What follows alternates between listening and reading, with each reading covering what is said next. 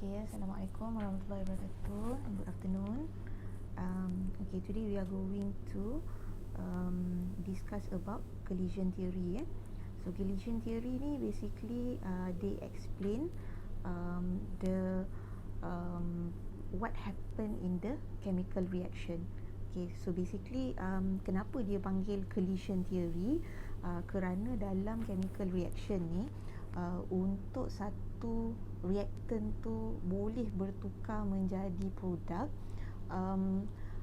the particle of the reactant tu they must collide with each other. Dia kena berlanggar dengan antara satu sama lain baru dia boleh menghasilkan produk. Okay. So kita tengok note yang ada kat sini ni. Kita baca kita go through. The collision theory is a theory proposed by Max Strotz in 1916 and William Lewis in 1918. Okay, it explains how chemical reaction occur and why reaction rate differ for different reaction. Ni kita dah belajar hari tu. Different reaction have different reaction rate. Dan kita juga dah belajar kadang-kadang dalam reaction yang sama tapi dia punya rate berbeza-beza. Okay. So collision theory ni yang akan terangkan kenapa reaction ni berlaku. Okay. So the collision theory states that when suitable particles of the reactant hit each other, only certain fraction of the collision cause any noticeable or significant chemical change. These successful changes are called effective collision. Okay, apa maksud dia?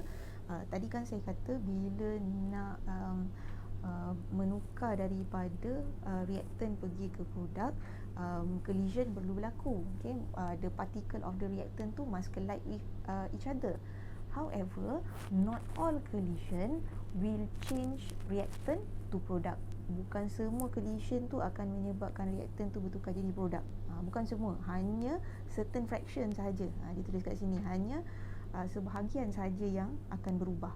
Hanya sebahagian sahaja akan cause any noticeable or significant chemical change. Jadi yang boleh berubah ni saja yang kita panggil sebagai effective collision. Yang lain tu dia berlanggar tapi tak menghasilkan produk. Okay.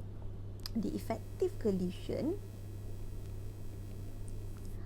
must have enough energy, also known as activation energy. Okay, ini syarat dia. In order for the collision to be effective, the collision must have enough energy. Dia mesti ada energy yang cukup. So energy yang cukup tu berapa? Untuk setiap reaction energinya berbeza-beza lah. So kita panggil energy tu sebagai activation energy. So each reaction will have its own activation energy. Okay, so activation energy ni is the minimum amount of energy required for effective collision to occur, to initiate a chemical reaction. So in activation energy ni sekurang-kurangnya the molecule or the reactant particle must possess this amount of energy dulu, baru boleh menghasilkan produk. Kalau lebih tak apa, tapi sekurang-kurangnya mesti sama dengan activation energy. Sebab tu dia panggil minimum energy. Sekurang-kurangnya mesti sama. Okay. Another requirement for effective collision is the reactant particles should collide in the correct orientation.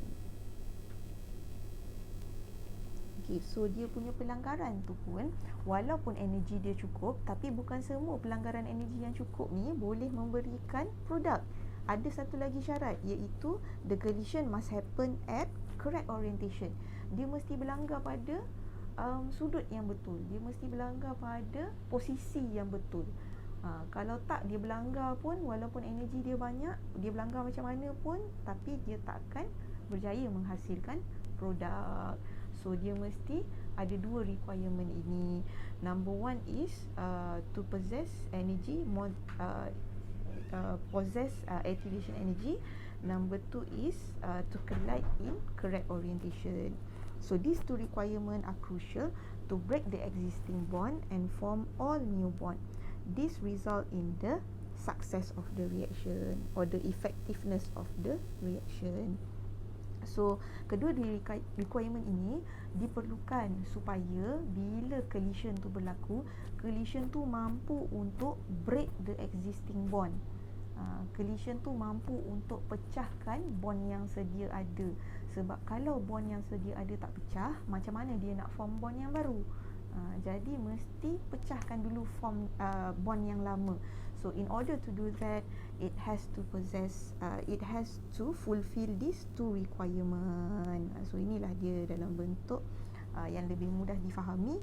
Ada dua requirement. Number one, mesti energy is more than or equals to betulkan, more than or equals to activation energy. Dia mesti sekurang-kurangnya sama ataupun lebih daripada activation energy. Okay, contoh dia ialah macam orang ni dia nak tolak batu ni to the other side. Okay, in order to do that, it should melepasi halangan ini. Dia perlu melepasi halangan ini dulu. So halangan inilah yang kita umpamakan macam activation energy.